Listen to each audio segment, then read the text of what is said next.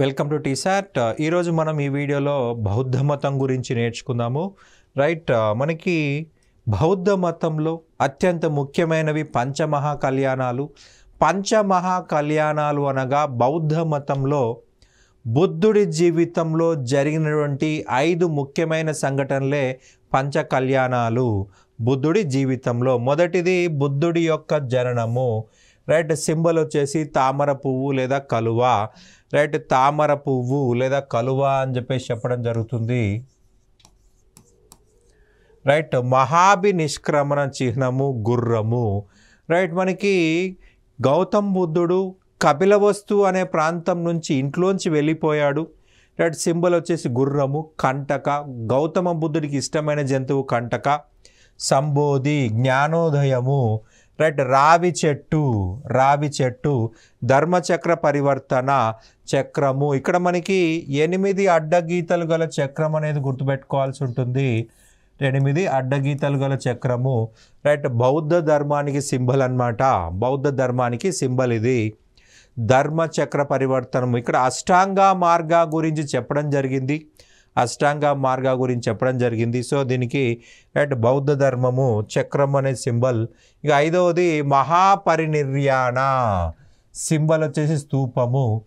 Right, ఈ 5 సంఘటనలే పంచమహా కళ్యాణాలు అని చెప్పి చెప్తాము. బుద్ధుడి జీవితంలో జరిగిన ప్రతి సంఘటన వైశాఖ పూర్ణిమ నాడే దానికి కావున ఈ రోజున బుద్ధ పూర్ణిమగా నిర్వహిస్తారు. బుద్ధ పూర్ణిమ నాడే పబ్బజ అనే పేరుతో అక్షరాభ్యాసం ప్రారంభమవుతుంది. ఎవరికైనా కొత్తగా విద్య ప్రారంభించాలంటే పబ్బజ అనేటువంటి పండుగ నిర్వహిస్తారు. దాన్ని అక్షరాభ్యాసం అనేది మనకు మొదటిసారిగా బౌద్ధ మతంలో కనిపిస్తుంది. బౌద్ధ మతంలో త్రిరత్నాలు బుద్ధం, సంఘం, ధర్మం, ఈ 3 కూడా బౌద్ధ మతానికి త్రిరత్నాలు. బుద్ధం శరణం గచ్చామి, సంఘం శరణం గచ్చామి, ధమ్మం శరణం గచ్చామి. వీటిని మనం బౌద్ధ మతంలో త్రిరత్నాలు అంటాము. రైట్, బుద్ధుని బోధనలు చూసినట్లయితే బుద్ధుడు ప్రజల భాష అయిన పాలీ భాషలో తన బోధనలు చేశాడు. మరి పాలీ భాషని ఎందుకు ఉపయోగించాడయ్యా అంటే ప్రజలకి అర్థం కావాలి కాబట్టి, ప్రజలకు అర్థమయ్యే భాషలో చెప్పాలి. రైట్, మనకి బుద్ధుడికి సంస్కృతం వచ్చు కదా అని చెప్పి సంస్కృతంలో చెప్తే ప్రజలకు అర్థం కాదు. సో ప్రజలకు అర్థమైతేనే వాళ్ళు తమ సమస్యల నుంచి, బాధ నుంచి, దుఃఖం నుంచి బయటపడగలుగుతారు.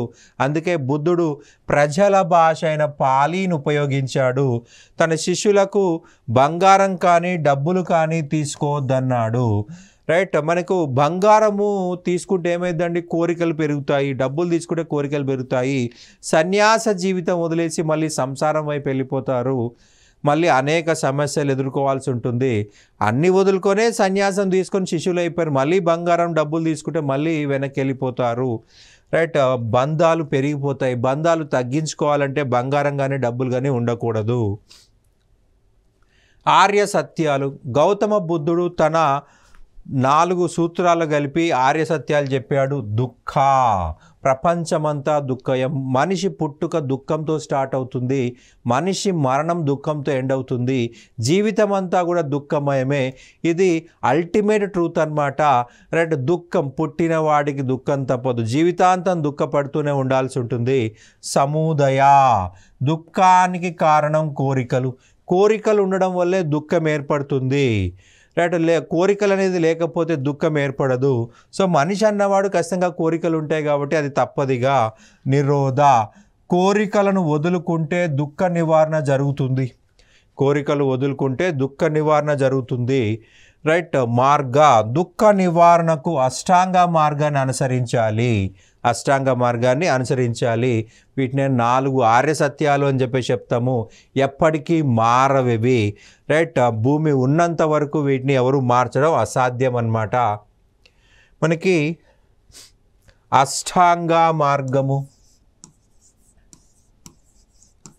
అష్టాంగ మార్గమును గౌతమ్ బుద్ధుడు చెప్పడం జరిగింది. సమ్యక్ క్రియ, ఎప్పుడు మంచి పనులే చేయాలి. సమ్యక్ వాక్కు, ఎప్పుడు మంచిగానే మాట్లాడాలి. సమ్యక్ దృష్టి, సరి అయిన దృష్టి కలిగి ఉండాలి, సరైన లక్ష్యం కలిగి ఉండాలి, సరైన లక్ష్యం కలిగి ఉండాలి, సరైన సమ్యక్ అన్నా సరైన అన్న ఒకటేనండి, సమ్యక్ అన్న సరైన, రైట్, సరైన అవగాహన ఉండాలి, సరైన ప్రయత్నం ఉండాలి, సరైన జీవన విధానం ఉండాలి, సరైన జీవన విధానం ఉండాలి, సరైన ధ్యానము ఉండాలి. రైట్, ఎవరైతే ఈ 8 అవలంబిస్తారో వాళ్ళు బాధ నుంచి, దుఃఖం నుంచి సునాయాసంగా బయటపడతారు. సమ్యక్ క్రియ, సరైన క్రియ, ఎవరైనా మంచి పనులే చేయాలి, మనకు కానీ మన పక్క వాళ్ళకు కానీ ఇబ్బంది కలిగించే పనులు చేయకూడదు. సమ్యక్ వాక్కు, సరైన వాక్కు, సరిగ్గా మాట్లాడడము, సరైన దృష్టి, మంచి దృష్టి కలిగి ఉండాలి, వంకర దృష్టి ఉండకూడదు, చెడు దృష్టి ఉండకూడదు, మంచి లక్ష్యం ఉండాలి. మనకి మన సమాజానికి ఎటువంటి ఇబ్బంది కలిగించని లక్ష్యం ఉండాలి. లక్ష్యం ఉంటే సరిపోదు, దాని తగ్గట్టు అవగాహన ఉండాలి. ఏ యొక్క ఫర్ ఎగ్జాంపుల్ మనము గ్రూప్ 2 ఆఫీసర్ కావాలనుకుంటే దాని యొక్క లక్ష్యం ఏంటి, మనం ఏం చేయాలి, రైట్, ఎటువంటి విధానం పాటించాలి, అవగాహన అనేది ఉండాలి. ఎంతసేపు చదవాలి, ఏ బుక్స్ చదవాలి, ఏం చదవకూడదు. ప్రయత్నం, మనము గాల్లో దీపం పెట్టి దేవుడు అంటే మనకు ఉద్యోగం రాదు, ఆ దీపాన్ని కాపాడుకోవాలంటే గ్రూప్ 2 అనే ఉద్యోగాన్ని ఎగ్జామ్ రాస్తుండడానికి కోసము మనం ప్రయత్నం చేయాలి. ప్రయత్నం చేయకుండా ఏది రాదు.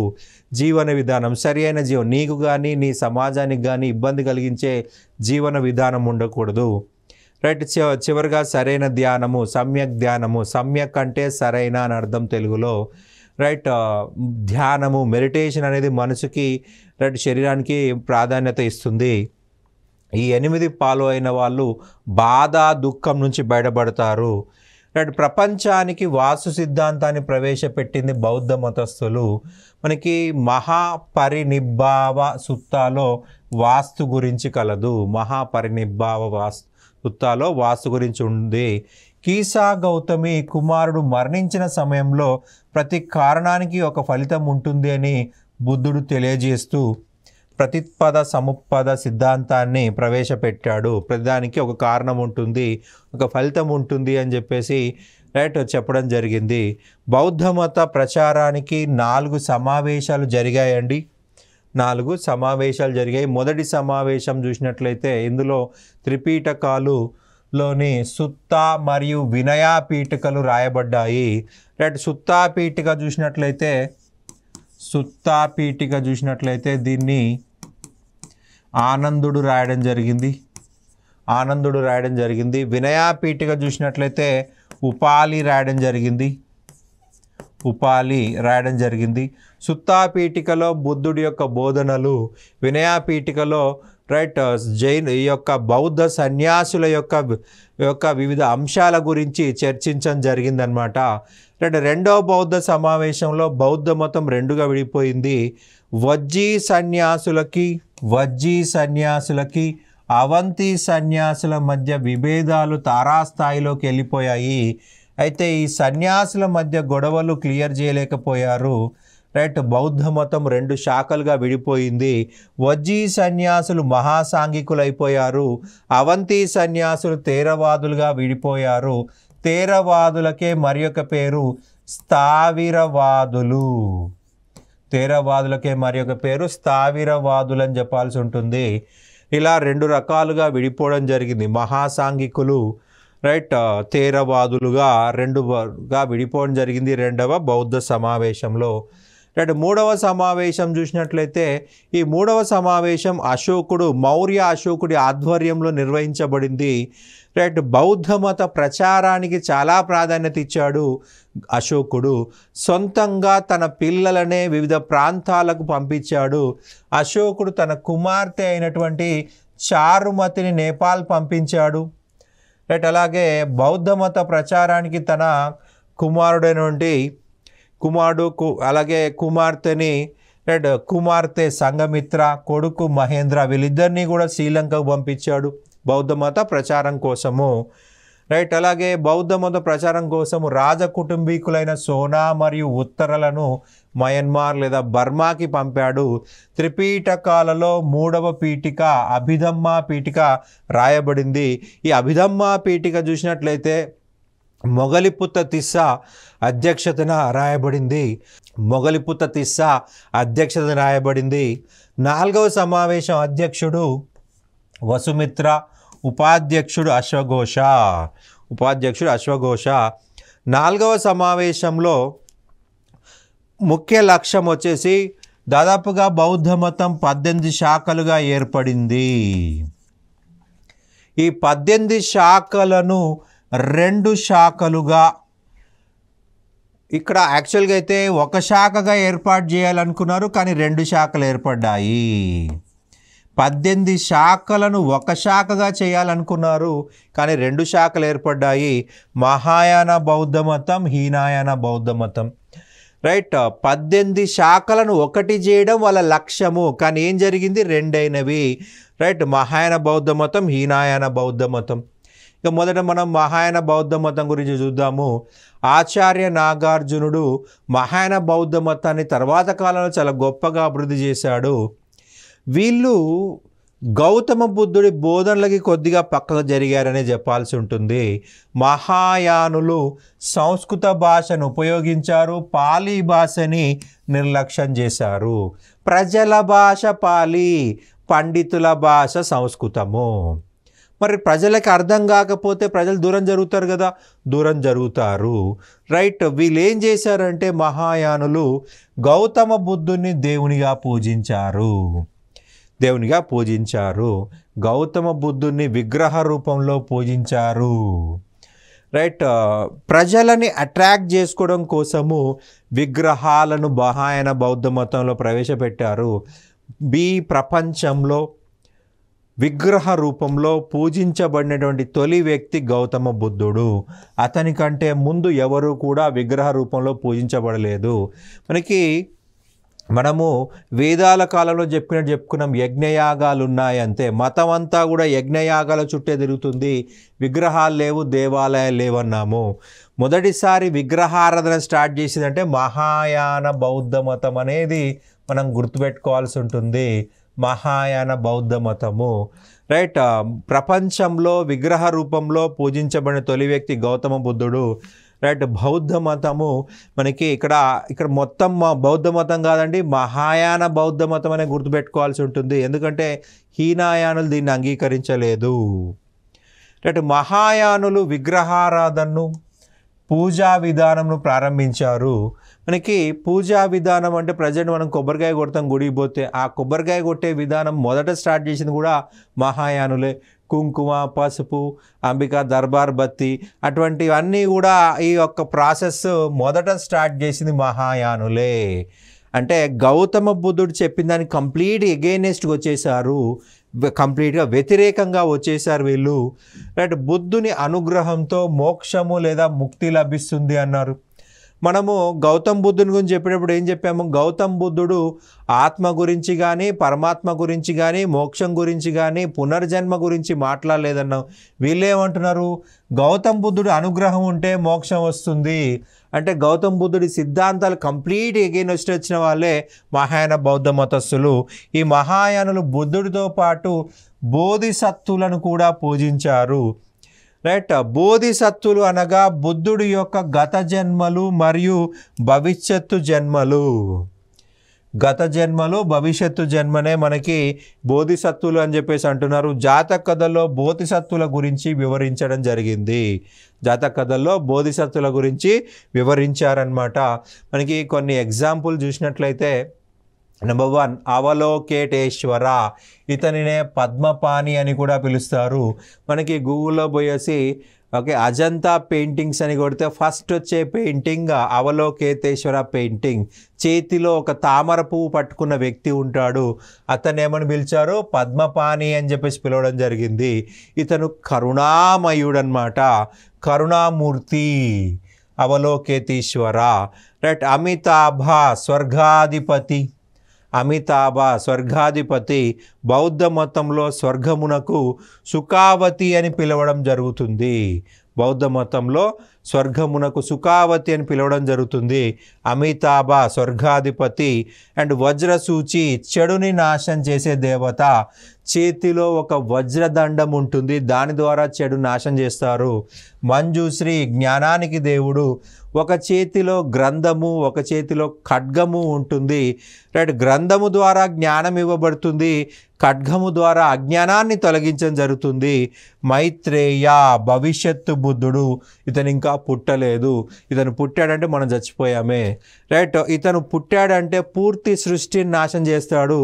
భూమి పైన అధర్మం నెలకొన్నప్పుడు, అసలు ధర్మం అనేదే లేనప్పుడు ఇతను పుడతాడు. ఇతను పుట్టగానే రైట్ అందరినీ నాశనం చేసి వెళ్ళిపోతాడు. రైట్, ఇతని పుట్టుకతోటి రైట్ సృష్టి అంతా కూడా అంతమవుతుంది. మళ్ళీ మొదటి నుంచి ఆదిమూల నుంచి మొదలవుతుంది. మహాయానంలోని తత్వాలు యోగాచారవాదము మైత్రేయనాథ ప్రారంభించడం జరిగింది. యోగాచారవాదము మైత్రేయనాథుడు ప్రారంభించాడు. మాధ్యమిక వాదము నాగార్జునాచార్యుడు, ఆచార్య నాగార్జునుడు. ఈ మాధ్యమిక వాదంనే శూన్యవాదం అని కూడా చెప్పడం జరుగుతుంది. శూన్యవాదము అని కూడా పిలవడం జరుగుతుంది. రైట్, ప్రాసంగికవాదము బుద్ధ పాలిత ప్రారంభించడం జరిగింది. రైట్, మనకి హీనాయానులు. హీన అంటే చిన్న, యాన అంటే వాహనము, చిన్న వాహనము. మహా అంటే గొప్ప, యాన అంటే వాహనము, మహాయాన అంటే గొప్ప వాహనము. హీనాయానులు బుద్ధుణ్ణి గురువుగా భావించారు. మహాయానులు ఏం చేశాము, దేవుడు అన్నారు, వీళ్ళేమో గురువు అన్నారు. బుద్ధుడి జీవితంలో ముఖ్యమైన సంఘటనలను పంచమహా కళ్యాణం పవిత్రంగా భావించారు. రైట్, ముఖ్యంగా తామర పువ్వు, గుర్రము, రావి చెట్టు, ధర్మచక్ర పరివర్తనలోని 8 అడ్డగీతల చక్రము, స్తూపాన్ని వీళ్ళు పవిత్రంగా భావించారు. సామాన్య ప్రజల భాష అయిన పాలీ భాషను ఉపయోగించారు. రైట్, బుద్ధుడు బోధించిన విపాసన అనే ధ్యానమునే పాటించారు.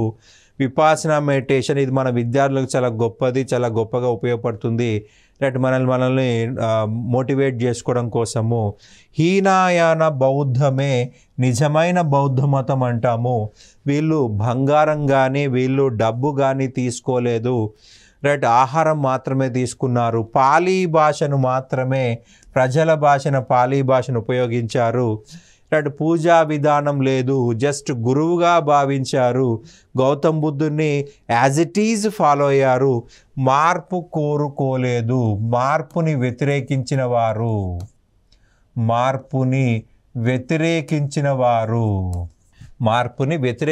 వారు హీనాయానులు. మార్పుని అంగీకరించిన వాళ్ళు మహాయానులు. ఇక బౌద్ధ సంఘంలో చేరుటకు అర్హతలు. ఎవరు చేరాలి, ఎవరు చేరకూడదు. రైట్, మనకి గౌతమ బుద్ధుడు ఒకసారి రైట్ కపిలవస్తుకి వెళ్ళడం జరిగింది. కపిలవస్తులో శుద్ధోదన మహారాజును కలిశాడు. శుద్ధోదన మహారాజు వచ్చేసి అతనేమో గౌతమ బుద్ధుణ్ణి గొప్ప చక్రవర్తి చేయాలనుకున్నాడు, కానీ ఇతనేమో సన్యాసి అయిపోయాడు. సో అతని బాధ వర్ణాతీతము. సో అతను ఒక ఒట్టు తీసుకోవడం జరిగింది, ఒక మాట తీసుకోవడం జరిగింది. ఏంటిదంటే తల్లిదండ్రుల అనుమతి లేకుండా ఎవరిని కూడా బౌద్ధ సంఘంలో చేర్చుకోకూడదని మనకి ఒక ఒట్టు తీసుకోవడం జరిగింది. ఎందుకంటే తను పడుతున్న బాధ ఏ తల్లిదండ్రులకి ఉండకూడదు అనేది అతని ఉద్దేశము. రైట్, అతను మనకి శుద్ధోదన మహారాజు అనుమతి తీసుకోకుండా వెళ్ళిపోయాడు గౌతమ బుద్ధుడు. రైట్, తల్లిదండ్రుల అనుమతి లేకుండా ఎవరిని బౌద్ధ సంఘంలో చేర్చుకోకూడదని ఒక కండిషన్ పెట్టాడు. ఆ కండిషన్ని గౌతమ బుద్ధుడు యాక్సెప్ట్ చేశాడు. గర్భిణీ మహిళలు చేరరాదు. ఎందుకు అంటే వీళ్ళు ఉపవాసాలు చేస్తారు. మరి ఉపవాసాలు చేసినప్పుడు గర్భిణీ మహిళ ఎలా ఉపవాసం చేస్తుంది? చేయకూడదు. సో కడుపులోని బిడ్డకి అనారోగ్య పరిస్థితులు ఏర్పడతాయి. కాబట్టి వీళ్ళు చేరకూడదు. మనకి వీళ్ళు అడవుల్లో ఉంటారు సన్యాసులు, లేదా కొండ గుహల్లో ఉంటారు సన్యాసులు. ఈ గర్భిణీ మహిళలకు రెగ్యులర్గా మెడిసిన్స్ అవసరం, రెగ్యులర్గా రైట్ అన్ని అవసరాలు ఉంటాయి. సో మనకి ప్రజలకి దగ్గరగా నివసించాలి అంటే కుదరదు. సో ఈ గర్భిణీ మహిళలు చేరకూడదు. చిన్న పిల్లలున్న మహిళలు చేరరాదు. మనకి 1 సంవత్సరం లేదా 2 సంవత్సరాల వయసున్న పిల్లలు, తమ పని తాము చేసుకోలేని పిల్లలు ఉన్నప్పుడు ఆ మహిళలు వాళ్ళని కాపాడాలి. సో వాళ్ళని కాపాడకుండా వచ్చి సంఘంలో చేరితే వాళ్ళు అన్యాయం అయిపోతారు. సో అందుకే గౌతమ బుద్ధుడు వీళ్ళని కూడా చేరకుండా చేశాడు. అంటే వీళ్ళు పిల్లలు పెద్ద అయిన తర్వాత జాయిన్ అవ్వచ్చు. ఈ మహిళలు పిల్లలు పెద్ద అయిన తర్వాత జాయిన్ అవ్వచ్చు. గర్భిణులు కూడా వాళ్ళ పిల్లలు జన్మనిచ్చిన తర్వాత పెద్ద అయిన తర్వాత జాయిన్ అవ్వచ్చు. కుష్టు వ్యాధిగ్రస్తులకు రోగం నయం అయ్యే వరకు చేరకూడదు. ఎందుకంటే ఆ రోగం వేరే వాళ్ళకు అంటుకోవచ్చు, లేదా అతనికి మెడిసిన్స్ సరిగా, మనకి సన్యాసులు ఎక్కడ ఉంటారు, అడవుల్లో ఉంటారు లేదా కొండ గుహల్లో ఉంటారు. మరి సన్యాసులకు రెగ్యులర్ మెడిసిన్స్ కావాలి, అవి అందవు. అందుకే ప్రజల మధ్య ఉండాలి అంటారు. రైట్. సో ఈ రోగం నయం అయ్యే వరకు చేరకూడదు. రోగం నయమైన తర్వాత చేరొచ్చు, ముందు కుదరదు. బానిసలు తమ యజమాని అనుమతి అనంతరం మాత్రమే చేరాలి. బానిసలు తమ యజమాని అనుమతి అనంతరమే చేరాలి. రైట్. అప్పులు తీసుకున్న వారు ఆ అప్పులు తీర్చిన తర్వాత లేదా అప్పు ఇచ్చిన వ్యక్తి ఇచ్చిన వడ్డీ వ్యాపారి అనుమతితో మాత్రమే చేరాలి. అప్పులు తీసుకున్నవారు అప్పులు తీర్చిన తర్వాత లేదా అప్పు ఇచ్చిన వడ్డీ వ్యాపారి అనుమతితో మాత్రమే చేరాలి. రైట్. ఆనందుడి అభ్యర్థన మేరకే మహిళలను కూడా బౌద్ధ మతంలోకి చేర్చుకోవడం జరిగింది, బౌద్ధ సంఘంలోకి చేర్చుకోవడం జరిగింది. రైట్. మనకి బౌద్ధ సంఘంలో చేరిన మొదటి మహిళ అంటే ప్రజాపతి గౌతమి అని గుర్తుపెట్టుకోవాలి. రైట్. గౌతమ బుద్ధుడి యొక్క పినతల్లి, గౌతమ బుద్ధుడి యొక్క పినతల్లి. బుద్ధుడి శిశురాలుగా మారిన రాజనర్తకి ఆమ్రపాలి. ఈమె బింబిసారుడి దగ్గర రాజనర్తకి, మగధ యొక్క రాజనర్తకి. ఈమె బుద్ధుడికి మామిడి తోటను బహీకరించింది. ఈ తోటని ఈ యొక్క సన్యాసుల నివాసం కోసం ఉపయోగించుకోవడం జరిగింది. రైట్. బుద్ధుడు అతని సంఘంతో పాటు వర్షాకాలం తప్ప మిగిలిన అన్ని కాలాలు వాళ్ళు ఒక ప్రాంతం నుంచి మరొక ప్రాంతం తిరుగుతూ వాళ్ళ బోధనలు చేసేవాళ్ళు. వర్షాకాలం మాత్రం ఒక దగ్గరే ఉండేవాళ్ళు. అలా స్టే చేయడం కోసం ఈ మామిడి తోటను ఉపయోగించుకోవడం జరిగింది. బుద్ధుడిని ప్రత్యక్షంగా కలిసిన రాజు బింబిసారుడు, హర్యాంకా వంశం చెందిన బింబిసారుడు. రైట్. బింబిసారుడి యొక్క భార్య ఖేమ బౌద్ధ మతంలోకి మారింది. బౌద్ధ మతంలోకి మారిన బింబిసారుడి భార్య అంటే ఖేమ అని గుర్తుపెట్టుకోవాలి. రైట్. బౌద్ధ మతంలోకి మారిన ధనవంతురాలైన మహిళ విశాఖ. ఈమె శ్రావస్తి రాజ్యానికి చెందింది. శిష్యుడిగా మారిన బందిపోటు దొంగ అంగుళీమాల. ఈ అంగుళీమాలుడు అనేవాడు ఒక బ్రాహ్మణ పిల్లవాడు. ఇతను గురుకులంలో ఒక గొప్ప గురువు దగ్గర విద్య నేర్చుకుంటా ఉన్నాడు. సో ఆల్మోస్ట్ ఇతని విద్య పూర్తయిపోయింది. ఒకరోజు గురువు యొక్క వైఫ్ ఆమెకు డౌట్ వస్తే అడుగుదామంటే గురువు దగ్గరలో లేడు. సో ఈ యొక్క అంగుళీమాలుని అడగడం జరిగింది. సో అడిగితే చాలా చక్కగా దాన్ని విశ్లేషించడం జరిగింది, చాలా చక్కగా ఎక్స్ప్లెయిన్ చేయడం జరిగింది. అది దూరం నుంచి విన్న గురువు ఆశ్చర్యం పొందాడు, అసూయ పొందాడు. రైట్. ఇతను గనక గురువు అయితే నన్నెవరూ పట్టించుకోరు, ఇతను అయితే గురువు అయినట్లయితే నన్నెవరూ పట్టించుకోరు, నాకెవరు విద్యార్థులు రారు అని చెప్పేసి అసూయతోటి అతన్ని పనిష్ చేయాలనుకున్నాడు, శిక్షించాలనుకున్నాడు. రైట్. అంగుళీమాలుని పిలిచి, బాబు నీ విద్య పూర్తయిపోయింది, సో నాకు గురుదక్షిణ చెల్లించు, సో దాంతో నీ విద్య పూర్తయినట్లు అవుతుందంటే, సరే గురువు గారు ఏం కావాలి అని అడిగితే నాకు 1000 అంగుళాలు కావాలి అన్నాడు, థమ్స్ కావాలి అన్నాడు. సరే అని చెప్పేసి అతను అడవికి వెళ్ళాడు. అడవికి వెళ్ళిపోయి ఎవరు వస్తే వాళ్ళని చంపేసి బొటనవేలు కట్ చేసి వాటిని ముడిగట్టేసి మాలగా వేసుకున్నాడు. సో అంగుళాలను మాలగా వేసుకున్నాడు కాబట్టి అంగుళీమాలని పేరు వచ్చింది. అయితే సొంత తల్లి అడవికి వచ్చినా ఆమెను చంపేసి ఆమె నుంచి యొక్క అంగుళాలను సేకరించాడు, థమ్స్ సేకరించాడు. ఒకరోజు గౌతమ బుద్ధుడు అటుగా వెళ్తుంటే గౌతమ బుద్ధుని కూడా చంపే ప్రయత్నం చేశాడు. కానీ గౌతమ బుద్ధుడు తన మాటల ద్వారా అతనిలో మార్పుకి కారణమయ్యాడు. సో ఆ యొక్క గౌతమ బుద్ధుడి బోధనలు విని ఆ యొక్క మార్గాన్ని వదిలేసి పూర్తిగా సన్యాసిగా మారిపోయాడు. రైట్. ఆ బందిపోటు దొంగ కాస్త అంగుళీమాలగా మారిపోయాడు. శిష్యుడిగా మారిన మంగలి ఉపాలి. రైట్. గౌతమ బుద్ధుడు చెప్పిన ప్రతి దాన్ని కూడా చాలా క్లియర్గా అర్థం చేసుకుని సన్యాసు ఎలా ఉండాలి ఎలా ఉండకూడదు అనే దాని గురించి ఉపాలి మనకి వినయాపీఠిక రాశాడు. వినయాపీఠికని రాయడం జరిగిందనమాట. శిష్యుడిగా మారిన ధనవంతుడు అనంత లేదా అనాథ పిండక. రైట్. జేతలావనమును గౌతమ బుద్ధుడికి విరాళంగా ఇచ్చాడు. ఇది సంఘానికి విరాళం, గౌతమ బుద్ధుడికి విరాళం కాదు. రైట్. బుద్ధుడు అత్యధిక కాలం శ్రావస్తిలో ఉన్నాడు. శ్రావస్తి కోసల రాజ్యం యొక్క రాజధాని కావున గౌతమ బుద్ధుని శ్రావస్తి చమత్కారని అంటారు. బుద్ధుణ్ణి ఆహ్వానించితే 500 నాణెముల బంగారు నాణెముల జరిమానా విధించబడుతుంది అని ప్రకటించబడ్డ రాజ్యం మల్లా రాజ్యం. రైట్. అంటే మల్లా రాజ్య ప్రజలు మల్లా రాజ్యం అనేది బుద్ధుణ్ణి వ్యతిరేకించారు. రైట్. అయినప్పటికీ అనేక మంది బౌద్ధ మతంలోకి చేరారు. రైట్. అనేక మంది బౌద్ధ మతంలోకి చేరారు. బౌద్ధ మతాన్ని ఆదరించిన మొదటి విదేశీ రాజు మీనాండర్. ఇతను ఇండో గ్రీకు వంశానికి చెందినటువంటి వాడు. రైట్. మనకి మిలిందా అని కూడా పిలవడం జరిగింది. మిలిందా, మీనాండర్నే మిలిందా అని కూడా పిలవడం జరిగింది. మనకి ఒక బౌద్ధ మతంలో మిలిందుడే మీనాండర్ అన్నమాట. ఇక ఫైనల్గా చూసినట్లయితే క్రీస్తు శకం 7వ శతాబ్దంలో మహాయాన బౌద్ధ మతం నుంచి మరి ఒక శాఖ బయటకు వచ్చేసింది. ఆ బౌద్ధంగా మనకి బౌద్ధ మతంలో నూతనంగా అవతరించిన మత శాఖ ఇది మనకు ఆంధ్రాలో అమరావతి ప్రాంతంలోని సిద్ధనాగార్ నుంచే ప్రారంభమైంది. వజ్రాయాన బౌద్ధ మతం ఇది పూర్తిగా బుద్ధుడి బోధనలకు అపోజిట్గా వచ్చింది. సింపుల్గా చెప్పండి, ఇది ఒక కుట్రగా చెప్పాల్సి ఉంటుంది. బౌద్ధ మత విధ్వంసం కోసం అనేక మంది తప్పుడు నిర్ణయాలను ఇందులో ప్రవేశపెట్టడం జరిగింది. రైట్. గౌతమ బుద్ధుడికి గయలో జ్ఞానోదయం అయిన తర్వాత సారనాథ్కి వెళ్ళాడని మనం చెప్పుకున్నాం. వీళ్ళేమంటారు, లేదు సారనాథ్కి కాదు అమరావతికి వచ్చాడు, అమరావతిలో మొదటి ఉపన్యాసం ఇచ్చాడు అని చెప్పేసి అంటున్నారు. గౌతమ బుద్ధుడు బంధాలు తెంచుకో అంటే వీళ్ళు గౌతమ బుద్ధుడు బంధాలు పెంచుకోమన్నాడు అని చెప్పేసి, పెళ్లి చేసుకోవాలని చెప్పేసి, రైట్, పిల్లలు కనాలి అని చెప్పేసి వీళ్ళు ప్రచారం చేయడం జరిగింది. రైట్. అందువల్ల ప్రజలలో నైతిక విలువలు కొలాప్స్ అయిపోయాయి. గౌతమ బుద్ధుడు బంగారం కానీ డబ్బు కానీ తీసుకోవద్దని చెప్పాడు, కానీ వీళ్ళు బంగారము డబ్బు తీసుకున్నారు.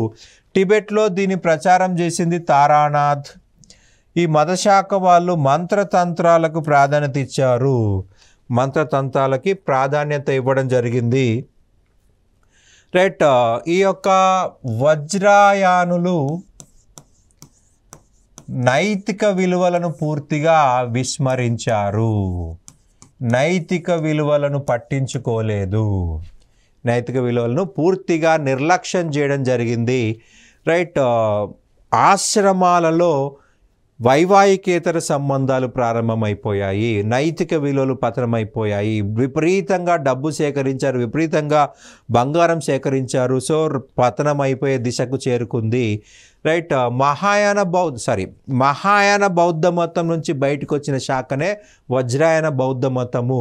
నైతిక విలువలు పతనమైపోయి ఈ యొక్క మతంలో సో ప్రజలందరూ కూడా వివిధ మతాల్లోకి వెనక్కి వెళ్ళిపోవడం జరిగింది. చివరగా ఈ యొక్క బౌద్ధ మతాన్ని భారతదేశంలో నాశనం చేసింది బఖ్తియార్ ఖిల్జీ అనే వ్యక్తి చివరగా భారతదేశంలో ఈ యొక్క వజ్రాయన బౌద్ధ మతం లేదా పూర్తి బౌద్ధ మతం విధ్వంసం చేశాడు. రైట్. జస్ట్ 18 మందితోటి బెంగాల్ రాజధాని నాడియాకు వెళ్ళడం జరిగింది. రైట్. ఈ నాడియాలో రాజు లక్ష్మణసేనుడు. రైట్. ఈ లక్ష్మణసేనుడు భయంతో యుద్ధం చేయకుండానే పారిపోయాడు. ఈ విషయం తెలిసి 18 మందితో పూర్తి బెంగాల్ని ఆక్రమించుకున్నాడు. అయితే బెంగాల్ రాజ్యంలో డబ్బు ఎక్కడుందయ్యా అంటే వజ్రాయాన ఆశ్రమాలలో. సో వజ్రాయాన ఆశ్రమాలపై దాడులు మొదలుపెట్టాడు. నలంద, జగదిల్లా, విక్రమశిల, ఉద్దంతపురి, సోంపుర వంటి ఆశ్రమాలను అలాగే విశ్వవిద్యాలయాలను విధ్వంసం చేశాడు. అనేక మంది ఇక్కడి నుంచి పక్కన ఉన్న టిబెట్కి, నేపాల్కి మరియు భూటాన్ దేశాలకు పారిపోవడం జరిగింది. రైట్, కొద్దిమంది ఇస్లాంలో కన్వర్ట్ అయ్యారు, కొంతమందిని చంపేశాడు. అనేక బౌద్ధ గ్రంథాలను తగలబెట్టేశాడు బక్తియార్ ఖిల్జీ. నలంద విశ్వవిద్యాలయాన్ని తగలబెడితే ఆ లైబ్రరీలోని మంట ఆరడానికే 6 నెలలు పట్టింది. ఆ లైబ్రరీలోని మంట ఆడడానికే 6 నెలలు పట్టింది. భారతదేశంలో బౌద్ధ మతాన్ని చివరగా ధ్వంసం చేసిన వ్యక్తి బక్తియార్ ఖిల్జీ. ఇతను మహమ్మద్ గోరీ యొక్క బానిస. రైట్, మనకి అజీవక మతం చాలా చిన్న మతం అండి. రైట్, మనకి రీసెంట్ గ్రూప్ 1లో అజీవక మత సిద్ధాంతం పైన ఎగ్జామ్లో అడగడం జరిగింది. రైట్, అజీవక మత స్థాపకుడు మక్కాలిపుత్త గోశాల. ఇతను వర్ధమానుడికి సమకాలీనుడు, వర్ధమానుడి యొక్క స్నేహితుడు అని చెప్పుకోవచ్చు. వర్ధమాన మహావీరుడు మక్కాలిపుత్త గోశాల రైట్ 6 సంవత్సరాలు కలిసి తిరిగారు. రైట్, వీళ్ళ మత సిద్ధాంతము నియతి. మనకు నియతి సిద్ధాంతం ఏ మతానికి సంబంధించి అని చెప్పేసి అడగడం జరిగింది. అజీవక మతము. నియతి అనగా అన్నీ ముందుగానే నిర్ణయించబడతాయి, అన్నీ ముందుగానే నిర్ణయించబడతాయి. మౌర్య చక్రవర్తి అయిన బిందుసారుడు ఈ మతాన్ని అనుసరించాడు. రైట్, చార్వక మతం. ఈ యొక్క క్రీస్తు పూర్వం 6వ శతాబ్దంలో ఏర్పడినటువంటి మరి యొక్క మతం చార్వక మతం. చార్వక మతమును చార్వకునుడు లేదా బృహస్పతి, రైట్, బృహస్పతినే చార్వణకుడు అని కూడా అంటారు. ఈ మతాన్నే లోకాయుత మతం అని కూడా అంటారు. అజితకేశ కంబలిన్ అనే వ్యక్తి చార్వక మతాన్ని అభివృద్ధి చేశాడు. మానవ జీవితం అనేది సుఖ సంతోషాలతో ఉండాలని, దుఃఖానికి అవకాశం ఇవ్వకూడదని ఈ మతం తెలియజేస్తుంది. రైట్, మానవుడు ఆత్మ మరణాంతరం ప్రకృతిలో కలిసిపోతుందని ఈ మతస్థుల విశ్వాసము. రైట్, పంచేంద్రియ సిద్ధాంతమును మొదట ప్రచారం చేసింది చార్వక మతమే. చార్వక మతము 2 సిద్ధాంతాలపై నిర్మించబడింది, నాస్తికవాదము, భౌతికవాదము. రైట్, నాస్తికవాదం అంటే మనకి దేవుడు లేడు. భౌతికవాదం అంటే కంటికి కనిపించింది, అనుభూతి చెందింది మాత్రమే నిజము. మనకి కంటికి కనిపించాలి లేదా అనుభూతి చెందాలి, అది మాత్రం నిజము. చార్వక మత గ్రంథాలు బృహస్పతి సూత్రాలు అని చెప్పేసి చూడాల్సి ఉంటుంది. అండ్ పురాణ కశ్యపుడు, వర్ధమాన మహావీర మరియు గౌతమ్ బుద్ధునికి సమకాలీనంగా తత్వశాస్త్రాన్ని ప్రచారం చేసి నాస్తికవాదమునకు ప్రాధాన్యత ఇచ్చాడు.